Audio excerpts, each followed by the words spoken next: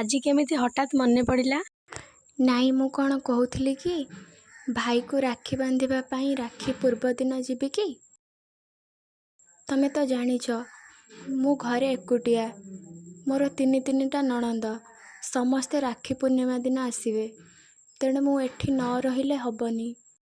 ଗୋଟେ କାମ କର, ତମେ ନ ଆସ ନହେଲେ। ଏମିତିରେ ବି ତମ ଭାଇର ଚାକିରି ଚାଲିଯାଇଛି, କୌଣସି ଉତ୍ସବ ମନେଇବାକୁ ଇଚ୍ଛା ନାହିଁ।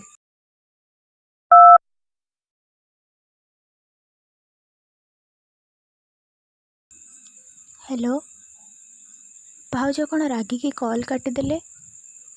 ଏମିତି ତ କେବେ କଥା ହୁଅନ୍ତିନି। ଭାଉଜ କୋଉ କାରଣ ପାଇଁ ଏମିତି କହିଲେ?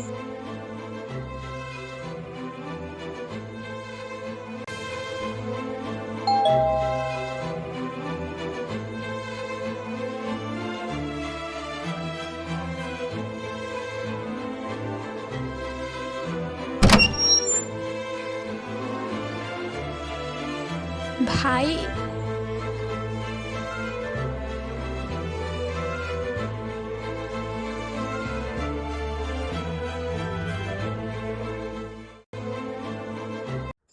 ପୂନମ, ତୁମେ ସବୁବେଳେ ଆମକୁ ସରପ୍ରାଇଜ୍ ଦିଅ।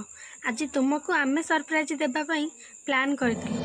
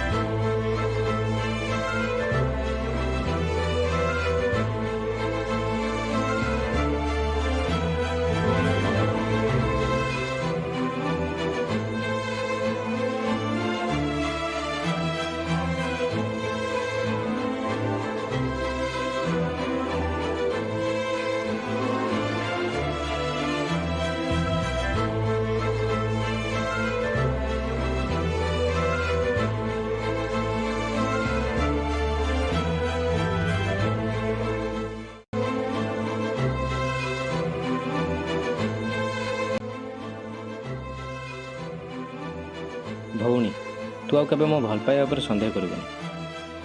ତୁ ଯେଉଁ ହାତରେ ସୂତା ଖଣ୍ଡକ ବାନ୍ଧୁଛୁ ନା, ଆକୁ ମୁଁ ବର୍ଷ ଯାକ ସମ୍ଭାଳିକି ରଖୁଛି। କାରଣ ଏଇ ତ ମୋର ରକ୍ଷା କବଚ ଚାଲୁଛି।